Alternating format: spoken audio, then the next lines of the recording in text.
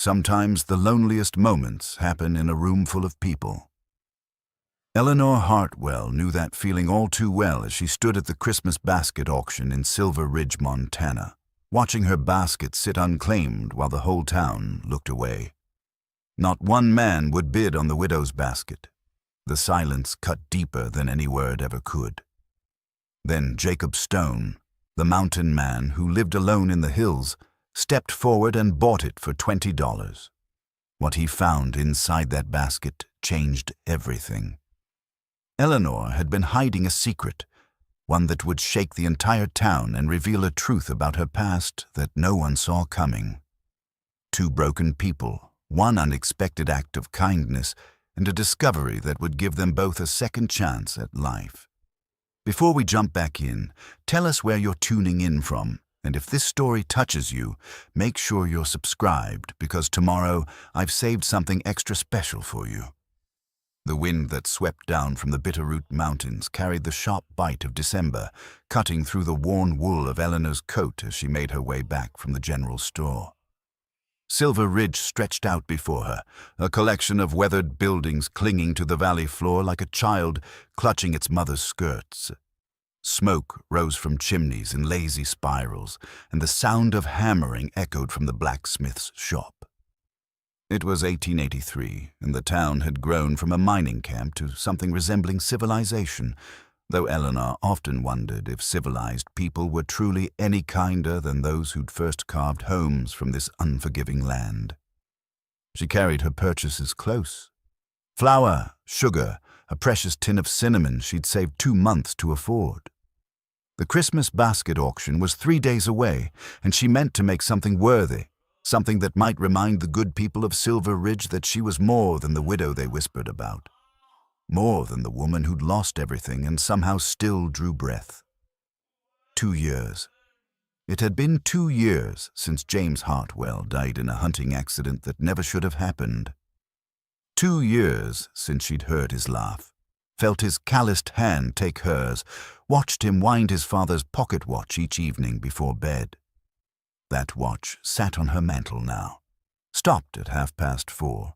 The moment the men brought his body home on a makeshift stretcher, the moment her world ended. Eleanor's homestead sat a mile outside town, a deliberate distance James had chosen when they'd first arrived from Ohio. He'd wanted space, room to build something lasting. The cabin was solid, built with his own hands from lodgepole pine, with a stone chimney that drew clean and a root cellar deep enough to keep vegetables through the hottest winter. The barn was smaller than James had planned, but it housed her 2 aging horses, Cyrus and Belle, and the milk cow that kept her in butter and cheese to trade. She'd managed, barely. The garden had been adequate last summer, though she'd lost the squash to an early frost. The chickens still laid enough for her needs, but the fences needed mending, the barn roof wanted patching before the heavy snows came, and there was firewood to split. Always more firewood to split.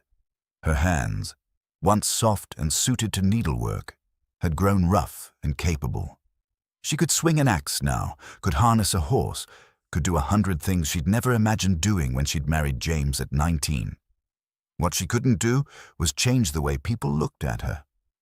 Sarah Miller had been the first to turn away, just 3 weeks after James died.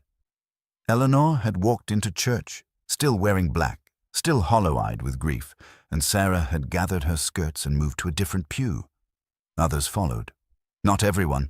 There were still those who nodded, who offered tight smiles and empty words, but enough to make Eleanor feel the weight of their judgment like stones in her pockets. The talk started small. Why was she staying out there alone? A woman had no business running a homestead by herself. It wasn't proper. It wasn't safe. She should sell, move back east, live with family. When she didn't, the whispers grew teeth. She must have debts. She must be prideful. There was something not quite right about a woman who refused help, who insisted on managing alone. Then, 6 months after James died, little Sarah, her daughter, her sweet girl with James's blue eyes and her own dark curls, took sick with scarlet fever. Eleanor had done everything. She'd sponged her with cool water, forced chamomile tea between cracked lips, prayed until her voice gave out. Dr. Morrison came twice, said there was nothing more to do but wait and hope. Sarah died on a Tuesday morning, 3 days past her second birthday, small and still in Eleanor's arms. The town's judgment became a flood. They didn't say it to her face. Frontier people rarely did, but she heard it anyway. Grief had made her careless. She'd been too consumed with her own sorrow over James to properly care for a child. The house was too cold. She hadn't fed Sarah enough. She'd worked too hard and neglected what mattered most. Dr. Morrison told anyone who'd listen that scarlet fever took children from the wealthiest homes in the territory, that nothing Eleanor had done or failed to do made any difference. But people believe what they want to believe, and Silver Ridge wanted to believe that tragedy was earned, that loss came to those who deserved it.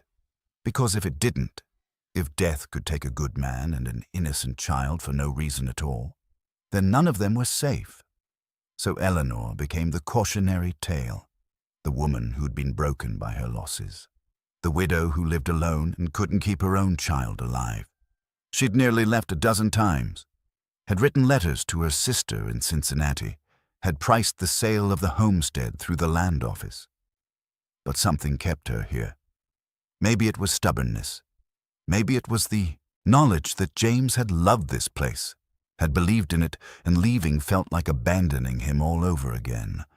Or maybe it was simply that she had nowhere else to go, no other life to return to. The Christmas basket auction had been James's favorite tradition. Every year, the unmarried women and widows of Silver Ridge prepared elaborate meals packed in decorated baskets. The men bid on them, and the winning bidder shared the meal with the woman who'd prepared it. It was courtship dressed up as charity, a chance for matches to be made and for the community to raise money for the church. James had bid on Eleanor's basket their first year in town, outbidding Tom Crawford and making a show of it. And they'd shared fried chicken and apple pie while he told her about the homestead he meant to build. 3 months later, they were married. Last year, Eleanor hadn't participated. The grief was too fresh, the thought of facing the town too much to bear. But this year she'd decided to try, to show them she was still here, still part of Silver Ridge, still worthy of a place in their community. She'd spent weeks planning what to make, had saved every spare penny for the ingredients. She'd even bought new ribbon for the basket, cream-colored with tiny roses embroidered along the edge. Martha Calloway was the only woman in town who still spoke to Eleanor with any warmth. She ran the boarding house and had a way of looking past people's circumstances to see what lay beneath. She'd stopped by the homestead last week while Eleanor was hanging wash. "You're making a basket for the auction," Martha had said. "Not a question." "I am." "Eleanor." Martha's round face had been kind but troubled. "Are you certain that's wise?" "I have to try, Martha. I can't live like this forever, apart from everyone. Some of these people have hard hearts. I don't want to see you hurt worse than you already have been." Eleanor had looked at the sheets flapping in the wind, at the mountains rising sharp and indifferent beyond her fence line. "I'm already hurt. What's a little more?" Now, walking back from the general store with her precious supplies, Eleanor let herself imagine it going well. She imagined her basket drawing bids, imagined sharing a meal with someone kind, imagined a conversation that didn't die in awkward silence. She imagined belonging again. The pocket watch was in her coat pocket. She carried it sometimes, a talisman against loneliness. Tonight she'd wind it, listen to its steady tick, and begin preparing the meal that might, just might, change everything. She didn't let herself imagine the alternative, didn't let herself think about standing in front of the whole town while no one bid, while the silence stretched and stretched until it broke her. But deep down, in the place where grief lived alongside hope, she knew it was possible, knew the town might deliver one more cruelty, one more reminder that she didn't belong. 3 days. She had 3 days to prepare. And then she'd know. The town hall had been transformed. Pine garlands draped from the rafters, their sharp scent mixing with wood smoke and the perfume of too many bodies pressed into one space. Candles flickered on every available surface, casting warm light that softened the rough-hewn walls and made the frosted windows glow like amber. Children chased each other between the adults, their laughter high and bright, while the men gathered in clusters near the makeshift bar where Thomas Brennan was pouring whiskey with a generous hand. Eleanor stood near the back wall, her basket clutched in both hands. She'd wrapped it in a cream-colored cloth and tied it with a ribbon she'd bought, and inside was everything she'd promised herself. Fried chicken that she'd cooked that morning, the pieces golden and still faintly warm. Buttermilk biscuits with honey butter. Green beans she'd put up in August. Apple cake made with the last of her preserved fruit and that precious tin of cinnamon. And tucked beneath the cloth napkins, hidden where only the winner would see, were the other things. The things that mattered more than food. She shouldn't have come. The thought had struck her a dozen times on the ride into town, Belle pulling the small wagon through snow that had started falling just after dawn. She could turn around now, take her basket home, save herself whatever was coming. But she'd made a promise to herself. She would try. She would stand here and let the town decide once and for all whether there was any place for her in Silver Ridge. The other women were already there, their baskets arranged on a long table at the front of the hall. Lucy Patterson's was decorated with holly and red ribbon, elaborate as a wedding cake. Sarah Miller had covered hers in blue gingham with white lace. Even young Emma Thornton, barely 18, had managed something lovely. A woven basket with dried flowers worked into the handle. Eleanor's looked plain by comparison, simple and honest, like her. She added it to the table and stepped back quickly before anyone could comment, before anyone could look at her with that mixture of pity and disdain she'd come to know so well. Eleanor. Martha appeared at her elbow, solid and reassuring, in a dress of deep green wool. You came. I said I would. That basket looks beautiful, and I'd wager what's inside is better than anything else here. Eleanor managed a small smile. You haven't tasted Lucy Patterson's cooking. I have, and I stand by what I said. Martha squeezed her arm. Be brave, dear. You belong here just as much as anyone. Pastor Edmund Yates took his position at the front of the hall, and the noise began to settle. He was a tall man, gone thick around the middle, with a voice that could fill a room without effort. He raised his hands, and the crowd quieted. Friends, neighbors, welcome to our 10th annual Christmas basket auction. His voice rolled out warm and practiced. As always, the proceeds will go to support our church and help those in need throughout the coming year. Now, gentlemen, you know the rules. Each basket will be auctioned to the highest bidder, and you'll share that fine meal with the lady who prepared it. Let's make this a generous evening, shall we? The auction began. Lucy Patterson's basket went first, and the bidding was spirited. Tom Crawford and James Sullivan drove the price up between them, back and forth like a game, until Tom finally won at $8. Lucy preened, and Tom looked pleased with himself. They'd been courting for months. Everyone knew this was simply making it official. Sarah Miller's basket went for $6 to Robert Chen, the assayer's son. Emma Thornton's drew enthusiastic bids from 3 young men and finally sold for $7 to Peter Daniels, who turned red as summer berries when Emma smiled at him. One by one, the baskets found buyers. The prices ranged from $4 to $9, and each transaction was accompanied by applause and good-natured ribbing. The hall was warm with whiskey and Christmas spirit, with the particular satisfaction that came from tradition observed and expectations met. Then Pastor Yates lifted Eleanor's basket. The change was immediate. The warmth in the room didn't disappear. The candles still flickered, the fire still crackled in the pot-bellied stove. But something else shifted. A coolness, a drawing back like water pulling away from shore before a wave. "And here we have a basket from Mrs. Eleanor Hartwell," Pastor Yates said, his voice still hearty but with an edge of uncertainty now. "I'm sure there's a fine meal waiting here. Shall we start the bidding at $2? Silence. Eleanor felt it like a physical thing, that silence. It pressed against her chest, squeezed her throat, made her hands shake where she'd folded them in front of her. She kept her eyes forward, kept her chin up, even as heat flooded her face. "Come now, gentlemen," Pastor Yates tried again. $2 to start. Surely someone—" Nothing. Men looked at their boots, at the ceiling, at their neighbors. Some of the women watched Eleanor with expressions that ranged from embarrassment to something darker. Lucy Patterson whispered something to Sarah Miller, and they both looked away quickly when Eleanor's gaze swept past them. $1 then. The pastor's voice had lost its warmth. He sounded almost angry now, though Eleanor couldn't tell if the anger was directed at the crowd or at her for putting him in this position. $1 for a fine basket and the company of Mrs. Hartwell. The silence stretched. Eleanor's heart hammered against her ribs. She wanted to run, wanted to snatch the basket from the pastor's hands and flee into the night, but her feet seemed rooted to the floor. This was worse than she'd imagined.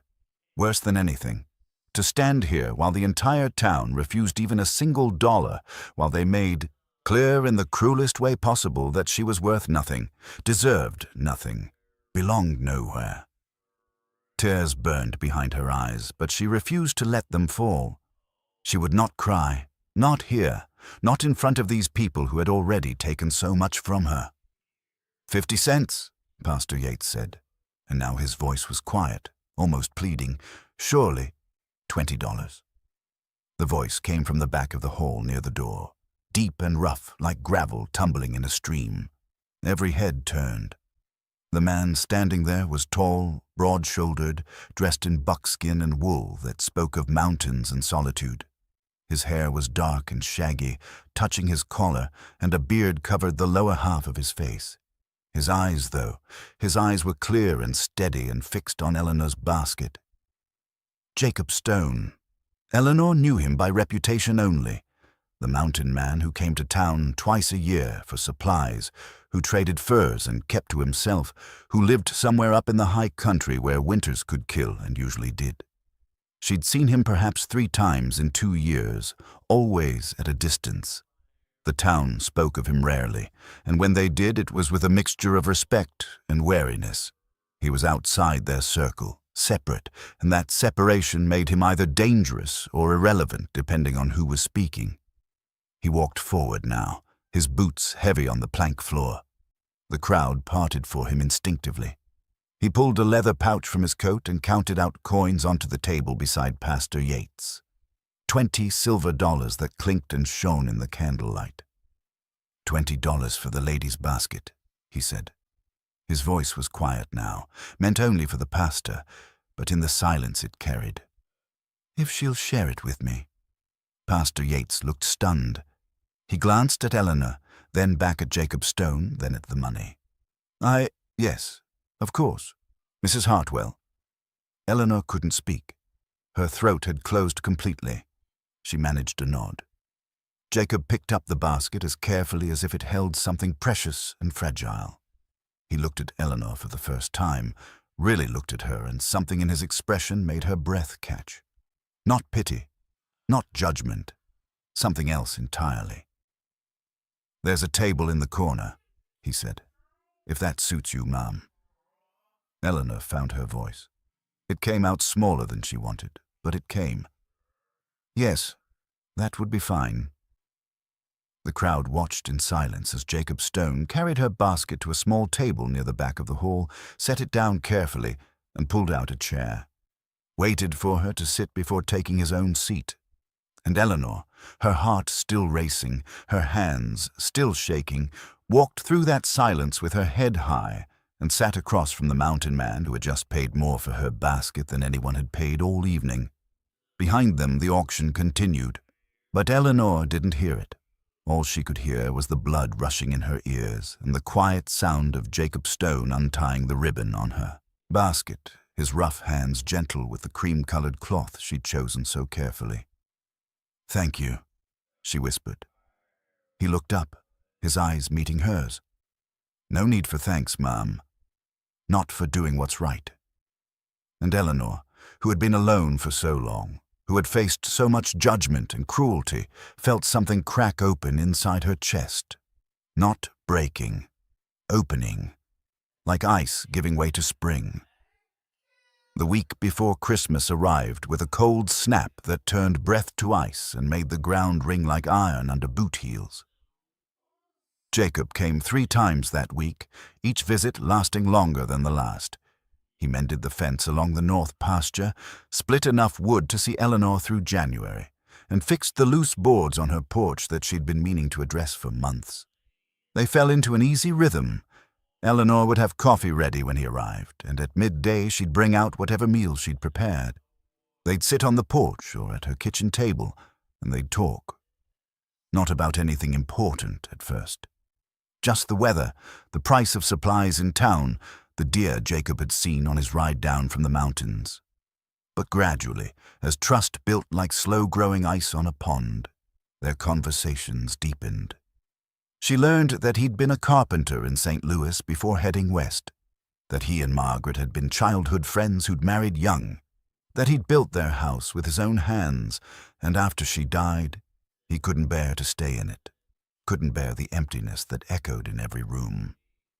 He learned that she and James had come from Ohio seeking land and opportunity, that Sarah had been born in the cabin's bedroom during a spring snowstorm, and that Eleanor had never been so frightened or so happy as in those hours, that she still wound James's pocket watch every evening, even though it no longer kept time, because the ritual connected her to him. On the 4th day, Pastor Yates appeared in his buggy while Jacob was replacing a rotted beam in the barn. Eleanor saw him coming and felt her stomach knot. The pastor rarely made social calls, and when he did, they usually came with expectations. "Mrs. Hartwell." He climbed down heavily, his breath clouding. "Might I have a word?" "Of course, Pastor." She led him to the porch, offered coffee he declined. "I'll be direct, as that seems kindest." He looked uncomfortable, shifting his weight from foot to foot. "There's been talk in town about Mr. Stone's frequent visits here."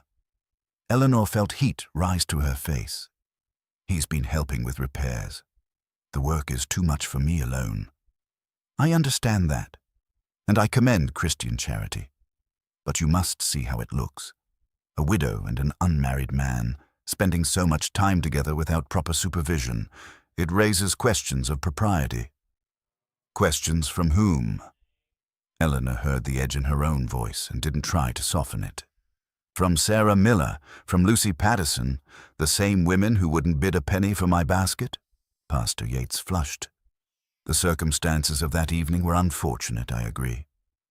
But Eleanor," he used her first name, a familiarity that felt presumptuous, "you must think of your reputation, whatever's left of it."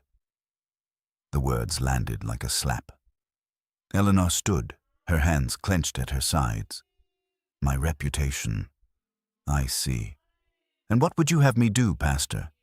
Turn away the only person who's shown me genuine kindness? Refuse help I desperately need? Or perhaps you're volunteering to come mend my fences and split my wood?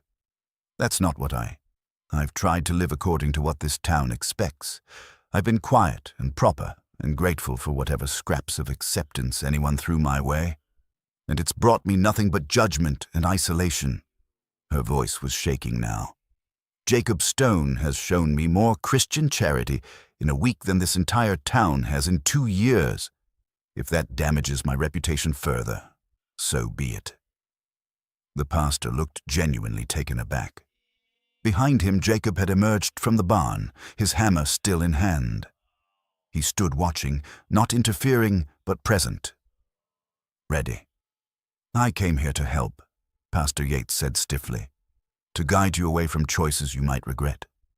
I appreciate your concern, but I'm capable of making my own choices." After the pastor left, his buggy rattling back toward town, Eleanor sat on the porch steps and put her face in her hands. She wasn't crying, was too angry to cry, but her whole body trembled with the force of what she'd said. She'd never spoken to anyone like that. Not in her entire life. Jacob sat down beside her, close but not touching. That took courage.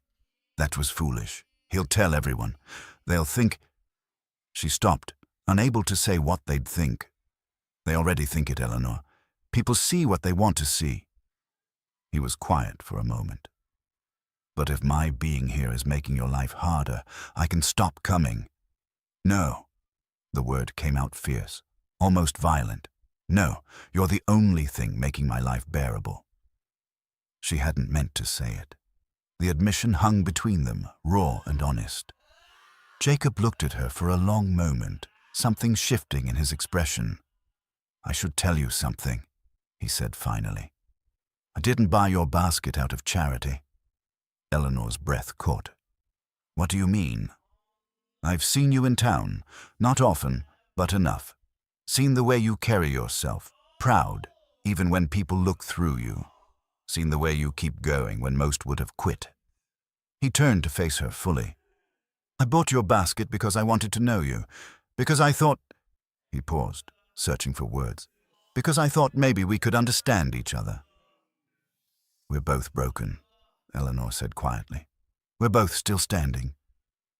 He reached out, slowly enough that she could pull away, and took her hand. His palm was rough and warm. That's not the same as broken. Eleanor looked down at their joined hands. She should pull away. Should maintain propriety. Should think of her reputation. Should remember that she'd loved James and buried Sarah and had no right to feel what she was beginning to feel. But his hand was steady in hers, and she was so tired of being alone. What are we doing, Jacob? I don't know. He said it honestly, without pretense. But I know I look forward to these days. Know I think about you when I'm up in the mountains. Know that for the first time in 5 years, I'm not sure I want to spend the rest of my life alone. Eleanor's eyes burned. I'm afraid.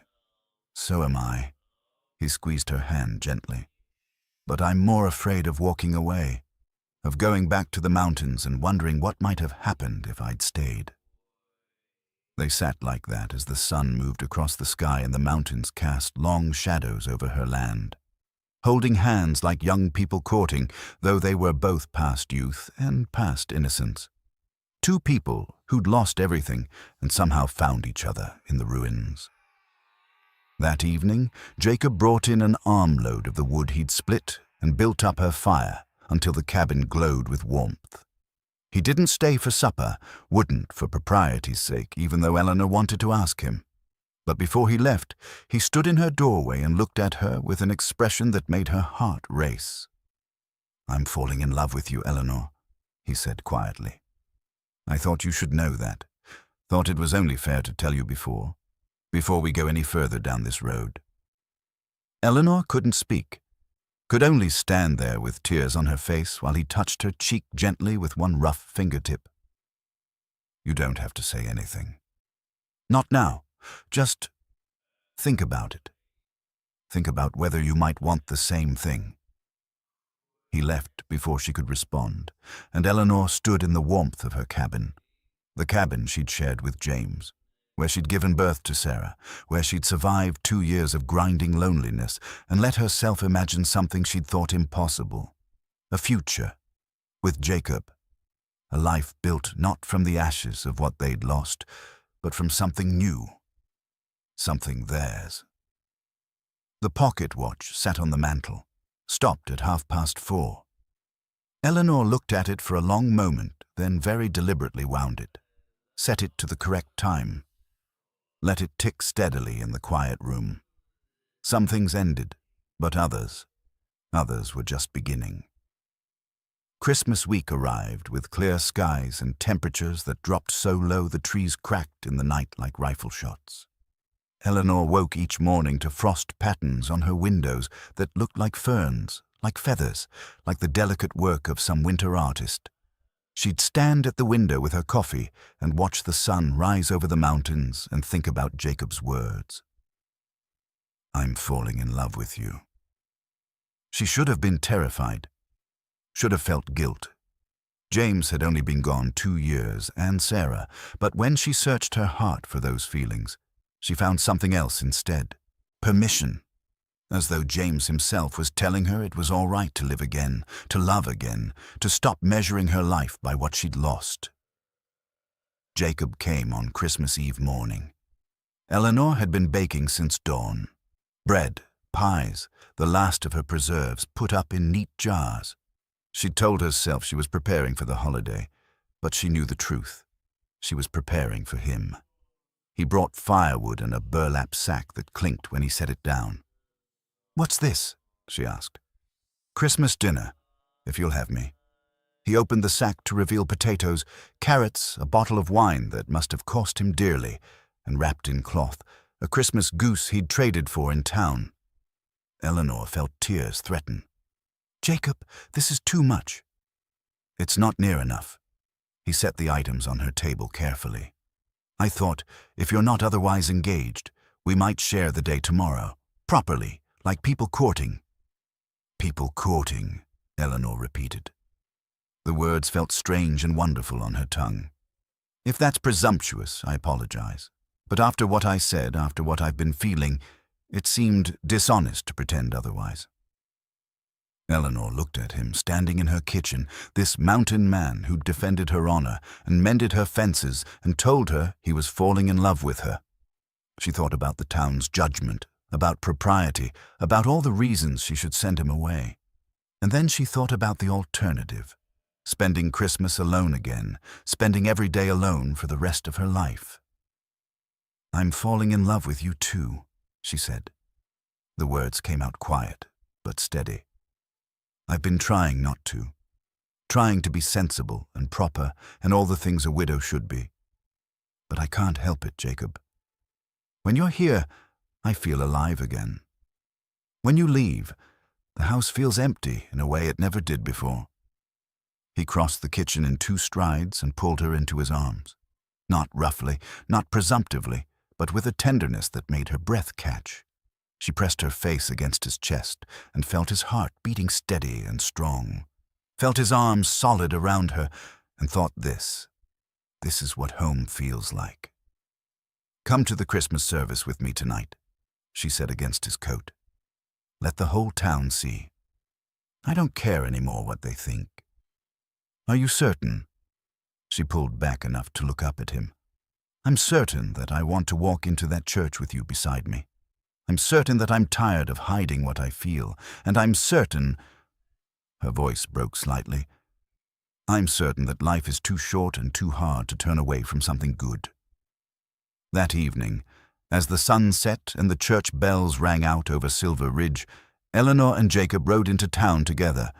She sat beside him on his horse, bundled in her best coat, and she felt every eye turn toward them as they passed. Let them look, let them talk. She'd spent 2 years trying to earn their approval, and it had gained her nothing. Perhaps it was time to stop trying. The church was warm and bright with candles, pine boughs draped over every surface, and the smell of wood smoke and melting wax. Pastor Yates stood at the door greeting parishioners, and his face went carefully neutral when he saw them approach. "Mrs. Hartwell, Mr. Stone."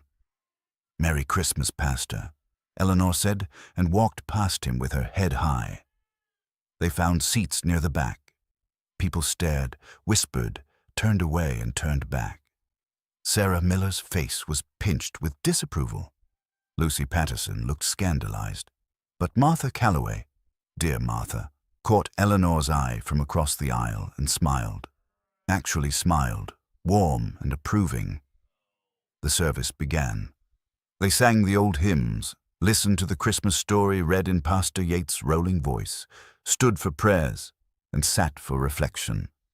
And through it all, Jacob's presence beside her was steady and sure. His shoulder touched hers. Once, during a prayer, he found her hand and held it. Afterward, as people filed out into the cold night air, Martha approached them. "Eleanor," she said warmly. "Mr. Stone, Merry Christmas to you both." "Merry Christmas, Martha." Martha leaned in close, her voice dropping. "There's some who'll judge you, but there's others, more than you might think, who are glad to see you finding happiness again. You deserve it, dear. Both of you do." She pressed something into Eleanor's hand, a small package wrapped in cloth. "For tomorrow, a little something for your Christmas dinner." Before Eleanor could thank her, Martha had moved away, greeting others, but the warmth of her words remained.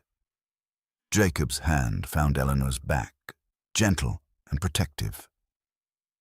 "Ready to face the gauntlet?" he asked quietly. "With you?" "Yes." They walked through the crowd together, through the whispers and the stares, through the disapproval and the curiosity. Some people nodded. Others turned away. Pastor Yates looked troubled, but said nothing. And Eleanor found that she didn't care, not anymore. She'd stood alone against their judgment for too long. Now she had Jacob, and that made all the difference. They rode back to her homestead through snow that had begun falling, soft and silent. The world was white and still, peaceful in a way that felt sacred. Jacob helped her down from the horse and stood close, his hands on her waist. "Thank you," he said, "for tonight, for standing with me. Thank you for giving me something to stand for." He kissed her then, gentle and careful, a question and a promise both. Eleanor kissed him back, tasting snow and cold and something sweeter. Hope, the possibility of joy after sorrow, love after loss. Tomorrow they'd share Christmas dinner. Tomorrow they'd take another step forward on this unexpected path. But tonight it was enough to stand in the falling snow with his arms around her and know she wasn't alone anymore. The mountains rose dark against the starlit sky. The cabin's windows glowed warm behind them, and Eleanor thought of James and Sarah, thought of the life she'd lost, and sent them a silent message of love and goodbye and thank you. They'd always be with her, but it was time to live again, time to let herself be happy. Christmas morning dawned cold and brilliant. Eleanor woke early, as she always did, but this time anticipation pulled her from sleep rather than habit. Jacob would arrive by mid-morning. They'd prepare the goose together, share a meal, spend the day as people courting, no, as people in love, were meant to spend it. She dressed carefully in her blue wool dress, the one she'd worn to marry James. It felt right somehow, to honor the past while stepping into the future.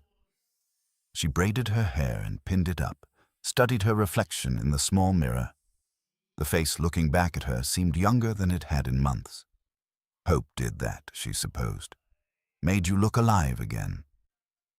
The morning passed in a pleasant blur of preparation.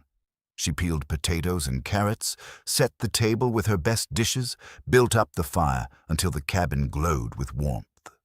And all the while, she felt something building inside her chest. Not just happiness, though there was that. Something else. A pressure, a need to speak, to tell the truth. Because there was still one thing Jacob didn't know, one secret she'd kept, too afraid to reveal it, too uncertain of his reaction. He arrived at 10, his arms full of pine boughs and his face bright with cold. "Merry Christmas," he said, and kissed her. A real kiss this time, not careful or questioning, but full of certainty and warmth. "Merry Christmas." She helped him arrange the pine boughs around the cabin, their sharp scent mixing with the smell of roasting goose. They worked together easily, passing items back and forth, moving around each other with a familiarity that felt both new and ancient. But Eleanor's hands were shaking, her heart hammered against her ribs. She had to tell him. Had to, before they went any further, before he committed himself to her fully. It wasn't fair to keep it hidden, wasn't right. But fear squeezed her throat closed every time she tried to form the words. They ate at noon, the goose perfectly done, the vegetables tender. Martha's gift revealed as a jar of brandied cherries that complemented the meal beautifully. Jacob praised every dish, told stories about Christmases past, made her laugh with descriptions of his failed attempts at cooking in the mountains. The wine loosened something in Eleanor's chest, warmed her from the inside out. After dinner, they sat by the fire. Jacob had brought his tools in from the cold, and he began working on a piece of wood he'd pulled from his pack, carving something, though Eleanor couldn't yet see what. "Jacob," she said. Her voice came out thin, uncertain. "There's something I need to tell you." His hands stilled. He looked up, his grey eyes serious. "All right." Eleanor stood, her legs unsteady. She crossed to her bedroom, the room she'd shared with James, where Sarah had been born, and opened the chest at the foot of her bed. Inside were the things she'd kept hidden, the things that mattered most. Baby clothes, tiny and carefully folded. A small blanket Eleanor had knitted. Sarah's christening gown. And at the bottom, wrapped in linen, a pair of child's shoes that had never been worn. She carried them back to the main room, her heart racing so fast she thought she might faint. Jacob had set down his carving. He watched her approach, his expression careful, open, waiting.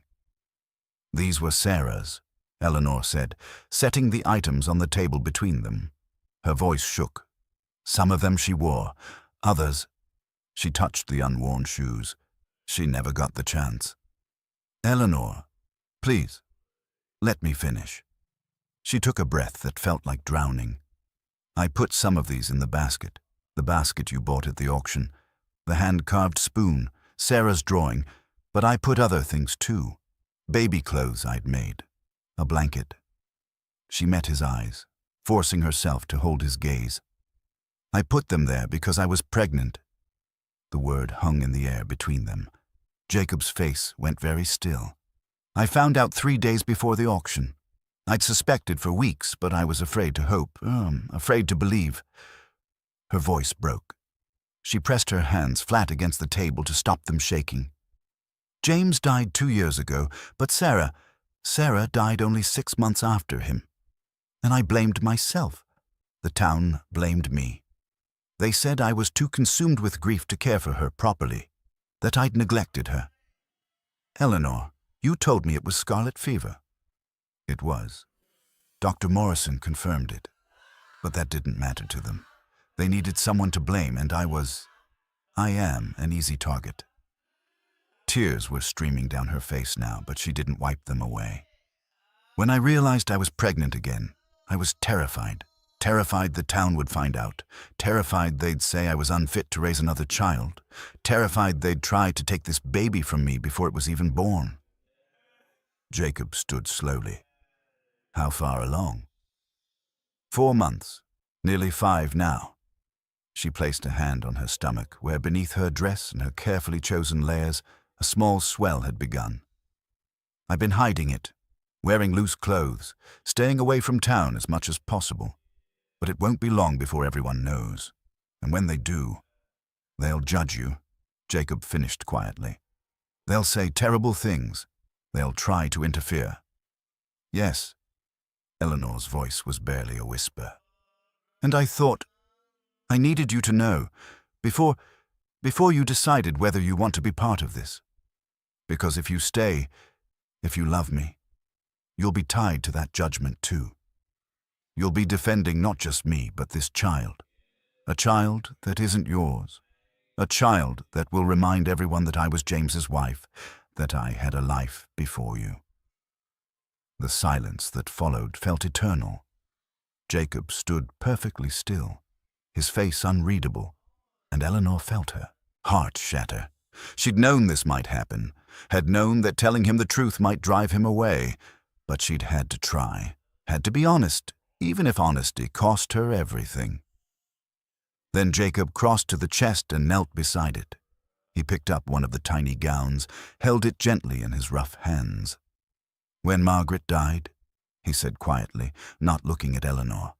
"She was 6 months along. We'd already chosen a name. Thomas, after her father.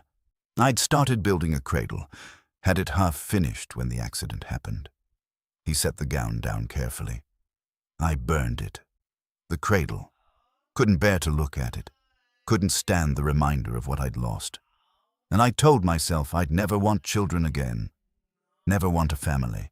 It hurt too much. He stood and turned to face her. His eyes were wet. But these past weeks, being with you, helping you, falling in love with you. He shook his head. I felt something I thought was dead. Hope. The possibility that maybe I could have that life after all. Maybe I could be a father, a husband, part of something bigger than just my own pain. Eleanor couldn't breathe. Jacob. He crossed to her in 3 strides and took her face in his hands. Eleanor Hartwell, I don't care that this child isn't mine by blood. I don't care what the town thinks or says or does. If you'll have me, if you'll trust me, I want to be this baby's father. I want to marry you. I want us to be a family. You can't mean that. I've never meant anything more. He kissed her forehead, her cheeks, her trembling lips. Marry me. Soon. Before this baby comes. Let me give you and this child my name, my protection. Let me love you both the way you deserve to be loved. Eleanor broke then, sobbing against his chest while he held her tight. All the fear, all the secrets, all the desperate hope she'd been carrying alone, it poured out of her in great wrenching gasps. And Jacob held her through it all, his arms steady and sure, his voice murmuring comfort against her hair. We'll face them together, he said. The whole damn town if we have to. We'll protect this child together. We'll build a life together. You're not alone anymore, Eleanor. You'll never be alone again. When she could finally speak, Eleanor pulled back enough to look at him. Are you certain? Are you absolutely certain? I've been alone in those mountains for 5 years, Jacob said. 5 years of silence and solitude and telling myself it was enough. And then I walked into that town hall and saw you standing there, humiliated and brave and refusing to break, and something in me recognized something in you. We're survivors, Eleanor. We've both lost everything. But maybe we can build something new together. Something that honors what we lost but doesn't let it define us. Eleanor thought of James, of how he'd loved her, of how he'd wanted children. Lots of them, filling the cabin with laughter and noise. She thought of Sarah, her sweet girl, who'd never had the chance to grow up. And she thought of this new life inside her, this unexpected gift that had terrified and sustained her through the darkest months. Yes, she whispered. Yes, I'll marry you. God help us both, yes. Jacob laughed, actually laughed, bright and full of joy, and spun her around the cabin. When he set her down, he was grinning like a boy. Then we'll do it soon, this week, before anyone can interfere or object or make things harder than they need to be. He cupped her face gently. We'll protect this baby, Eleanor. Together. I promise you that. That evening, as the sun set on Christmas Day and the fire burned low, Jacob showed Eleanor what he'd been carving. A cradle, small and perfect, the wood smooth and lovingly shaped. He'd been working on it for weeks, he admitted. Had hoped, even before she told him, that they might have a future that included children. Eleanor traced the careful detail with her fingertips and wept again. But these were different tears. These were tears of gratitude, of relief, of overwhelming love for this man who'd appeared in her life like an answer to a prayer she'd been too afraid to speak. They made plans. They'd marry within the week before the new year. They'd face the town together, and when the baby came in the spring, it would have a father and a mother and a home filled with love. The secret was out, the truth revealed, and instead of destroying everything, it had brought them closer than ever. The day after Christmas, Jacob rode back into the mountains to gather his belongings. He'd lived up there for 5 years, had built a small cabin and established a life of careful solitude, and now he was leaving it behind. Eleanor watched him go with her hand on her stomach and hope burning bright in her chest. He'd be gone 3 days, he said. 3 days to pack what mattered and close that chapter of his life. Then he'd come back, and they'd marry and face whatever came next together. But 3 days felt like an eternity when you were waiting for your whole life to change. Eleanor spent the time preparing.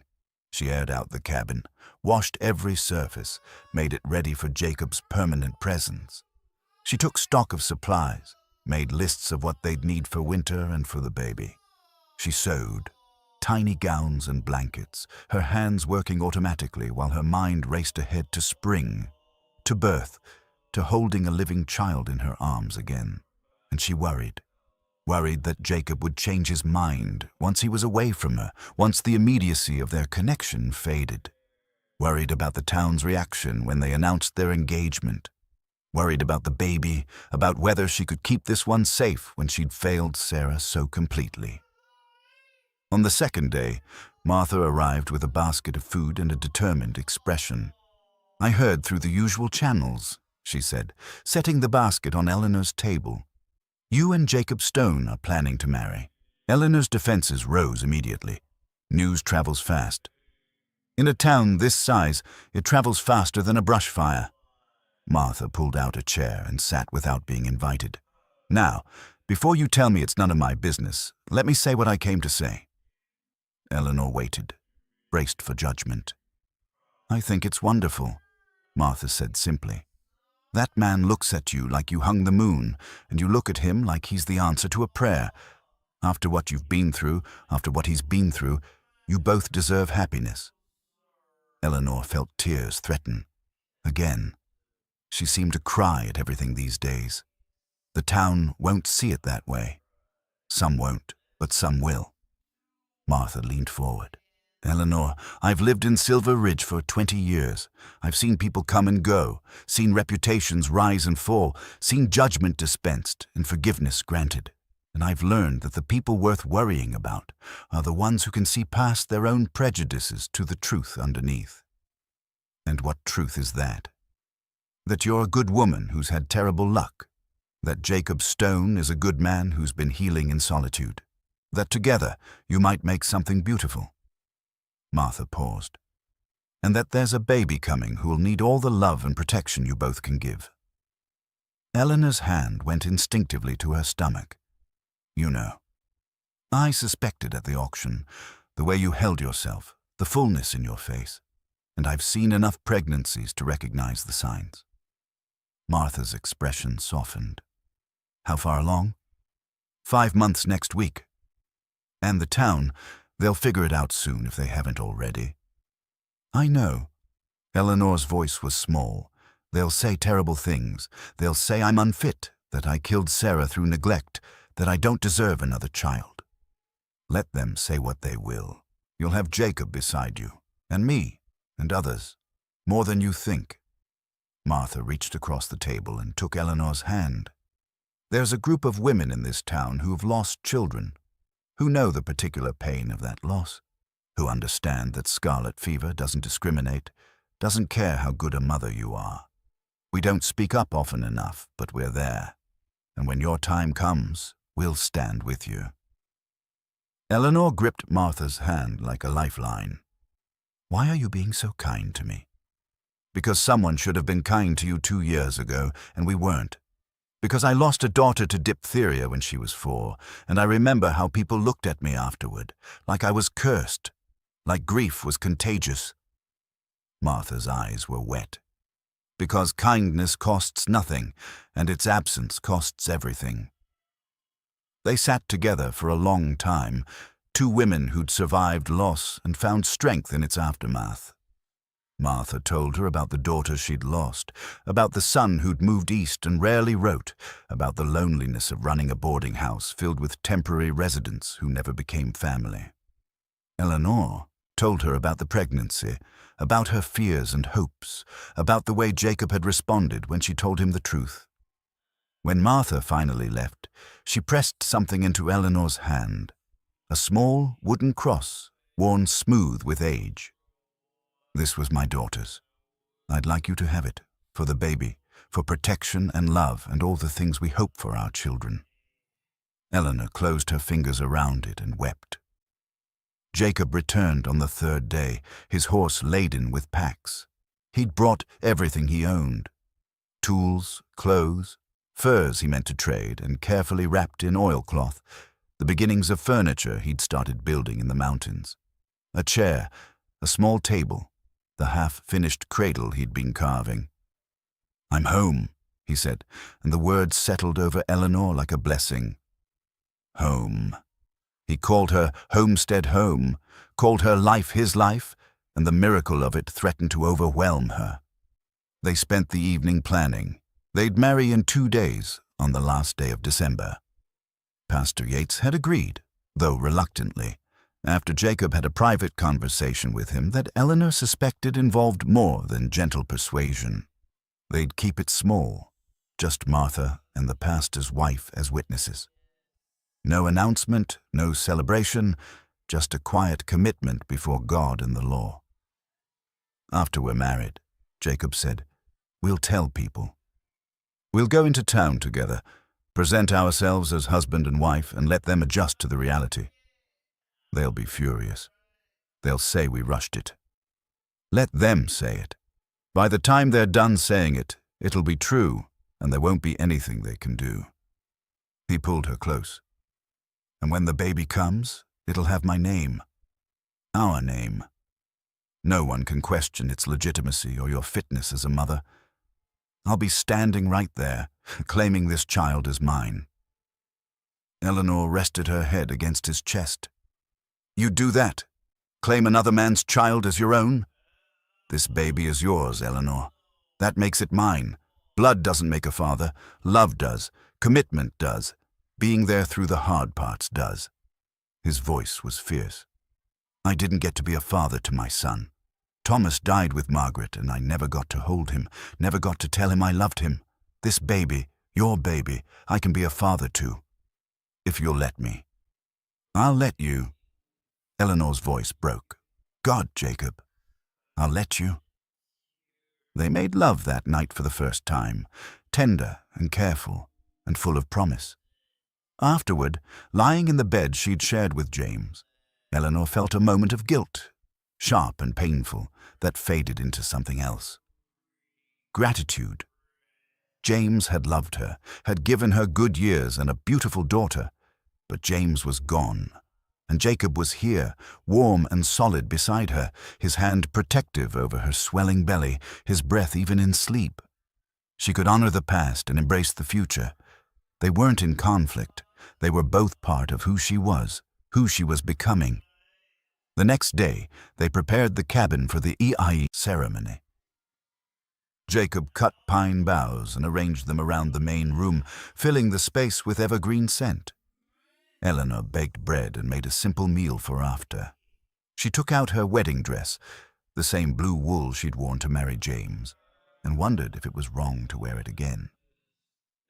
"It's right," Jacob said when she asked him. "You're not pretending the past didn't happen. You're bringing it with you into our future. That's honest. That's real." Evening came. Martha arrived early, bringing a small bouquet of dried flowers she'd saved from summer.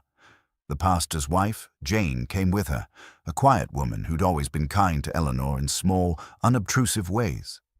They helped Eleanor dress, pinned her hair with careful attention, stood back and pronounced her beautiful. "You're radiant," Martha said. "Truly." Eleanor looked at herself in the small mirror. She didn't look radiant. She looked tired and scared and hopeful all at once.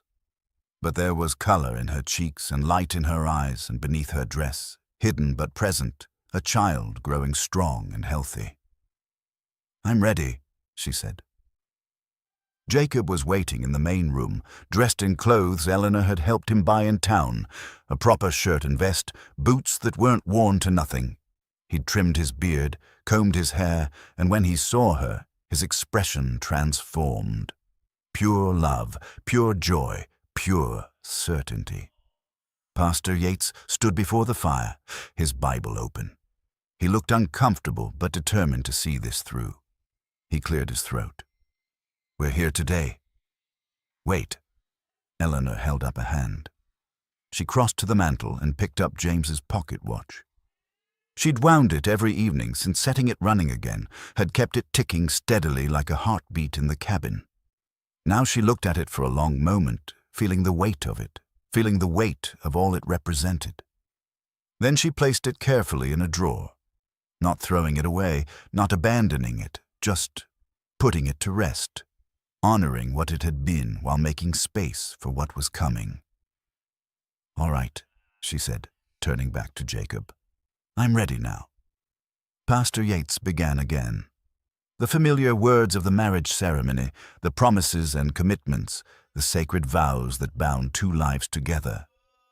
Eleanor listened to her own voice speaking, heard Jacob's steady responses, felt Martha's hand squeezing hers in support. "By the power vested in me," Pastor Yates said finally, "I now pronounce you husband and wife." Jacob kissed her, while Martha cried happy tears and Jane smiled, and the fire crackled warm in the hearth. And Eleanor thought, this is my wedding day, again. Different, but the same. Ending and beginning all at once. They were married on the last day of 1883. As the old year died and the new one waited to be born, Eleanor Hartwell became Eleanor Stone. A new name, a new life, a new chance at happiness. Tomorrow they'd face the town. Tomorrow the real battle would begin. But tonight they were simply two people in love, married before God and friends, starting their life together in a cabin that had seen so much sorrow and was finally ready to hold joy again. They stood on the church steps as the congregation filtered out around them. Jacob kept Eleanor close, his arm around her waist, a clear statement of protection and commitment. Some people nodded as they passed. Others averted their eyes. Sarah Miller and Lucy Patterson swept by with their heads high, radiating disapproval. But Martha lingered, as did Jane Yates and Emma Thornton. A few other women gathered, women Eleanor recognized but had never spoken to at length. Women who'd lost children, who'd faced their own struggles, who understood suffering in a way the fortunate never could. "Eleanor," Martha said quietly, "whatever you need to say, we're listening." Eleanor looked at Jacob. He squeezed her hand, giving her strength. She took a breath that felt like drowning and stepped forward. "I'm pregnant," she said. The words dropped into the cold morning air like stones into still water. 5 months. The baby is James's, my late husband's. I didn't know I was carrying when he died. Didn't know until 3 months ago. The women's faces registered shock, then understanding, then, in some cases, something that looked like sympathy, but behind them, Eleanor could see others who'd lingered, could hear the sharp intake of breath, the renewed whispers. "I've been hiding it," Eleanor continued, her voice shaking now, but determined. "Wearing loose clothes, staying away from town, because I was terrified. After Sarah died, after the way people talked, after the judgment."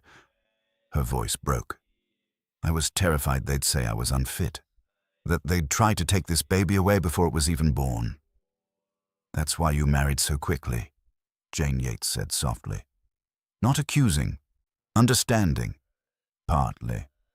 But also because I loved Jacob, because he knew about the baby when he proposed, because he wants to be this child's father, wants to give it his name and his protection. Eleanor felt tears on her cheeks. "I'm not asking for approval. I'm not even asking for acceptance. I'm just asking—" She struggled for the words. "I'm just asking to be left alone to raise my child in peace." Sarah Miller's voice cut through the morning air. She'd returned, drawn by the commotion. "You see, this is exactly what I said. She trapped him, got herself pregnant and trapped the first man foolish enough to show her kindness." Jacob moved before Eleanor could stop him. He stepped toward Sarah, his face dark with anger. "That's enough." "Is it? Everyone's thinking it. She's using you, Mr. Stone, using you to legitimize her shame."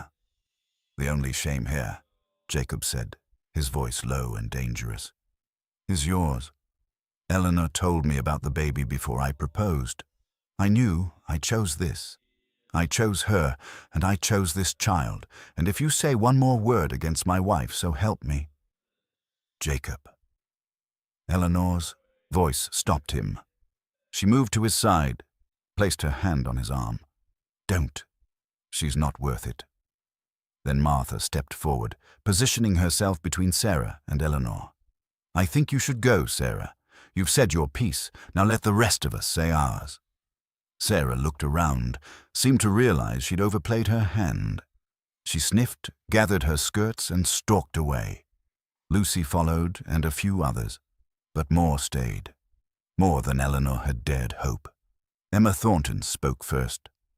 My mother was pregnant when my father died.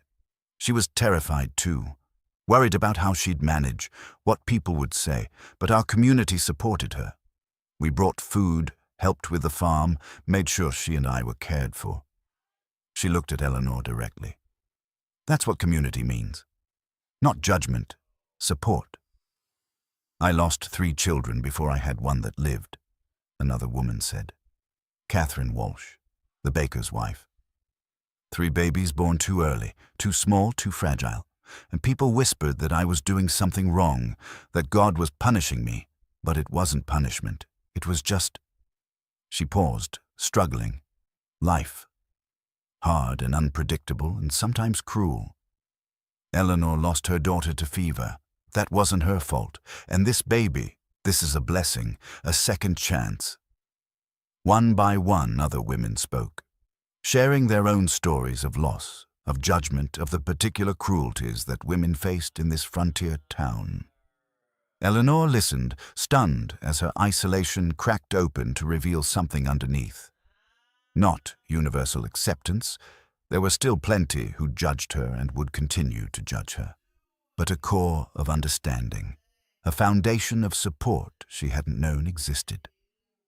Martha turned to Eleanor, and in her arms was a bundle wrapped in cloth. She unfolded it carefully, revealing a quilt.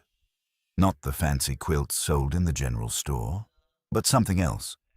A patchwork of different fabrics, different colors, each square clearly made by different hands. We started this a week ago, Martha said quietly. After I told a few of the women about your situation, each of us made a square, for the baby, for you, to show that you're not alone. Eleanor took the quilt with shaking hands. Each square was unique. Some carefully stitched, some rough and practical, but all made with care, with love.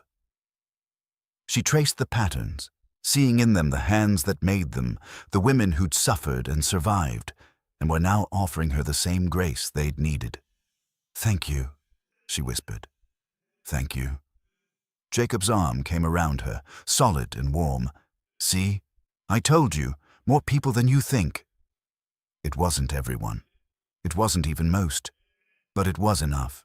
Enough to build on, enough to give Eleanor hope that when the baby came, she wouldn't face it alone, that she and Jacob would have allies, friends, support. Pastor Yates approached, his expression softer than it had been. Eleanor, Mrs. Stone, I owe you an apology. I let my concern for propriety override my duty to provide pastoral care. You've faced tremendous loss, and instead of offering comfort, this community offered judgment. I'm sorry for that, and I promise you, when your child is born, I'll baptize it with joy and welcome it into our congregation as I would any child of God. Eleanor couldn't speak, could only nod while tears streamed down her face. Jacob shook the pastor's hand, his expression grave but grateful. The group began to disperse, but the warmth of their support lingered. Eleanor stood on the church steps with Jacob beside her and the community quilt in her arms, and for the first time in 2 years, she felt something she'd almost forgotten. She felt like she belonged. Spring came to Silver Ridge the way it always did, slowly, grudgingly, fighting winter for every inch of ground. The snow retreated to the highest peaks, revealing brown earth that would soon turn green. The creeks ran high with meltwater, and the air carried the sharp scent of pine and possibility. Eleanor stood in the doorway of the cabin, their cabin now, hers and Jacob's, and watched him work in the garden plot he'd expanded. He moved with the steady rhythm of a man who knew the value of patience, turning the soil, preparing it for planting. His sleeves were rolled up despite the lingering chill, and she could see the play of muscle beneath his skin, the strength that had sustained them both through the winter. She was 8 months pregnant now, round and ungainly and more beautiful than Jacob insisted she'd ever been. The baby moved constantly, turning and kicking and reminding her every moment that life continued, that hope persisted, that love could grow even in the hardest soil. The winter had been difficult, but not unbearable. Some in town still refused to acknowledge her, still whispered behind their hands when she and Jacob came to church or visited the general store. Sarah Miller crossed the street rather than pass them. Lucy Patterson made pointed comments about hasty marriages and questionable morality. But others, more than Eleanor had dared hope, had extended friendship. Martha visited weekly, bringing food and conversation and the kind of practical support that made survival possible. Emma Thornton had become a genuine friend, often stopping by to help with sewing or simply to talk. Catherine Walsh brought bread every Sunday after church, never asking for anything in return, and Pastor Yates, true to his word, had shown them respect and pastoral care. The community quilt lay folded in the cradle Jacob had finished in January, the cradle that sat ready beside their bed, waiting for its occupant. Eleanor had traced each square 100 times, memorizing the patterns, the stitches, the tangible proof that she wasn't alone. Jacob straightened, wiping sweat from his forehead, and saw her watching. His face transformed with that smile she'd come to love, the one that made him look younger, lighter, as though the weight he'd carried for 5 years had finally eased. "You should be resting," he called. "I've been resting all morning. I needed to see daylight." He crossed to her, his hands going automatically to her swollen belly. The baby kicked against his palm, and he laughed, actually laughed, bright and full of wonder. "Strong," he said. "Going to be a fighter, this one. Like its mother. Like both its mothers." Jacob's voice was soft. He knelt and spoke directly to Eleanor's belly, the way he did every evening. "Your Mama Sarah loved you before she ever met you. She's watching over you from heaven, making sure you grow strong and healthy. And your Mama Eleanor, she's the bravest person I know. You're lucky to have her." Eleanor's throat tightened. Jacob had taken to calling Sarah the baby's first mother, had woven her memory into their life so completely that Eleanor sometimes felt her daughter's presence like a blessing rather than an absence. He'd placed Sarah's baby shoes in the cradle, along with James's carved spoon, tangible connections to the past that would help this new child understand where it came from. On the mantel, James's pocket watch sat beside a photograph of Margaret, Jacob's late wife, that he'd brought from the mountains. Their lost loves didn't compete with their present love. They coexisted, honored and remembered, but not allowed to overshadow the life Eleanor and Jacob were building together. "Martha's coming for supper," Eleanor said. "She's bringing Jane and Emma. They want to make sure everything's ready for when the baby comes." "Everything's been ready for weeks. I've checked the supplies a dozen times." "Check them again. It makes you feel useful." Jacob grinned and kissed her, tasting of earth and spring and promise. "I love you, Eleanor Stone." "I love you too." That evening, the cabin filled with women's voices and laughter. They inspected the cradle, admired the tiny clothes Eleanor had sewn, and shared stories of their own childbirths. Some frightening, some funny, all designed to prepare Eleanor for what was coming. Jacob retreated to the barn, giving them space, but Eleanor could see him through the window, working on something new. Another project, always another project. He couldn't seem to stop building, as though he were trying to construct a future solid enough to withstand any storm. The baby came 2 weeks later, on a morning when the world smelled like lilacs and new grass. Eleanor labored through the day with Martha and Jane attending her, with Jacob pacing outside until Martha finally ordered him in to hold his wife's hand and be useful. The pain was tremendous, worse than she remembered with Sarah, but Eleanor embraced it. Pain meant life. Pain meant her baby was fighting to be born. When the cry finally came, thin and indignant and absolutely perfect, Eleanor wept with relief and joy and overwhelming gratitude. Martha placed the baby in her arms, a boy with a shock of dark hair and James's blue eyes and lungs that worked beautifully. "He's perfect," Martha said, tears on her own face. "Absolutely perfect." Jacob stood frozen at the bedside, staring at the child in Eleanor's arms, as though he couldn't quite believe it was real.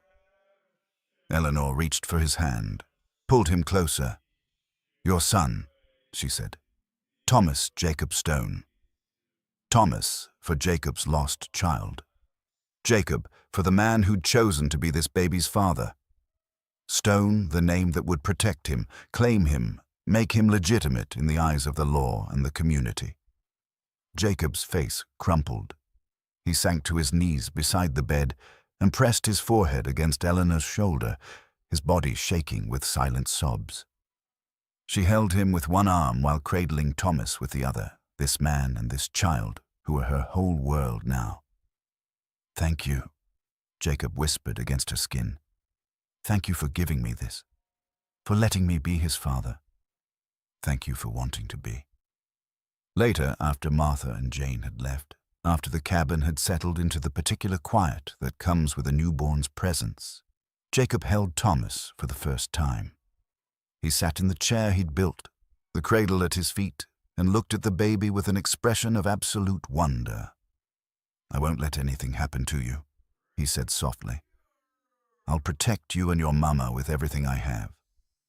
I'll teach you to be strong and kind and honorable. I'll tell you about your birth father, James, who was a good man, and about your sister, Sarah, who would have loved you. And I'll make sure you know every single day that you're wanted and loved and valued."